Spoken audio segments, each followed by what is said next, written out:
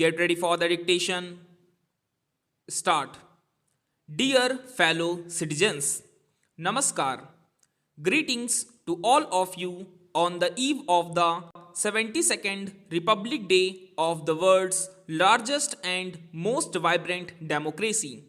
In this land of ours, enriched by diversity with many festivals, our national festivals are celebrated by everyone with great patriotic fervor. We celebrate the national festival of the Republic Day with enthusiasm and express our respect for the national flag and our faith in the Constitution. This day has come to mean a lot all Indians living within the country and abroad. 71 years ago, on this very day, we, the people of India, adopted, enacted, and gave to ourselves a unique constitution.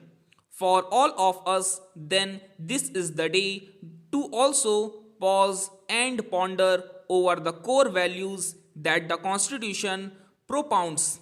These values, justice, liberty, equality, and fraternity, outlined in the preamble of our Constitution, are sacred to all of us.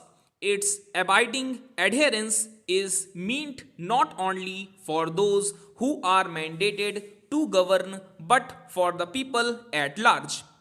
It is not without reason that the wise men and women who framed the Constitution chose to place these four terms at the very beginning of the Constitution to build the foundation on which the edifice of our democracy rests.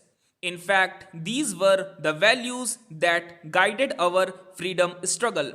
A galaxy of great leaders and thinkers like Bal Gangadhar Tilak, Lala Lajpat Rai, Mahatma Gandhi, and Subhash Chandra Bose inspired our freedom struggle.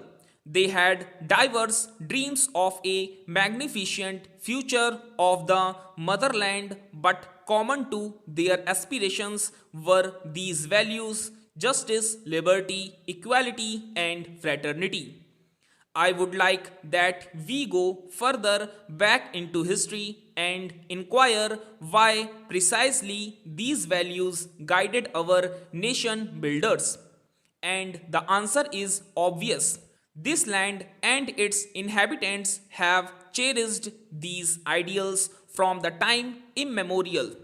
Justice, liberty, equality, and fraternity are perennial principles of our philosophy of life. They come to us from the dawn of this civilization through an unbroken chain. It is, of course, the task of every generation to seek out the meaning of these values for its times. As the freedom fighters did in their day, so should we in our time. These key principles should light our path to development. Dear fellow citizens, every Indian salutes our farmers who have made our vast and populous country self-reliant in food grains and dairy products. Despite adversities of nature, numerous other challenges, and the COVID-19 pandemic, our farmers sustained the agricultural production. A grateful nation is fully committed to the welfare of our farmers. Just as our hard-working farmers ensure food security for the country, the brave soldiers of the armed forces ensure security of our national boundaries amid severest conditions. From the freezing cold at Siachen and Galwan Valley in Ladakh, with temperatures as low as -50 to 60 degrees Celsius, to the scorching heat in Jaisalmer with temperatures as high as 50 degrees Celsius on land, in the skies, and at the vast coastal areas, our warriors are vigilant every moment. Every citizen feels proud about the bravery patriotism, and the spirit of sacrifice among our soldiers. By their contribution to food security, national security, protection against disease and disasters, and to different areas of development, our scientists have strengthened our national endeavors. From space to the farms, from educational institutions to hospitals, the community of scientists has enriched our life and work. Our scientists have been working day and night for decoding the coronavirus, and they have succeeded in developing the vaccine in record time. With this accomplishment, our scientists have added a glorious chapter of contribution to the well being of humanity. Our scientists, along with doctors, administrators, and people from other walks of life, have made major contribution in containing the virus and keeping the fatality rate lower in our country compared to that in developed countries.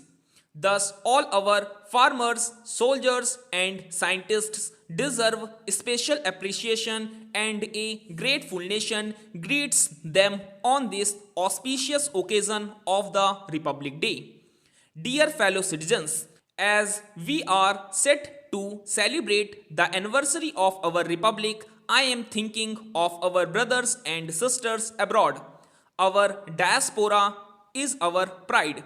Indians abroad have succeeded in different walks of life, some rising to high levels of political leadership, some contributing to science, arts, academics, civil society, and business, each bringing laurels to their new homelands and also to India. Republic Day greetings to you from the land of your ancestors. My greetings to the members of the armed forces, paramilitary forces, and the police who usually celebrate festivals staying away from their families. My special greetings to all those Jawans. I once again congratulate you all for the Republic Day. Thank you. Jai Hind. Stop.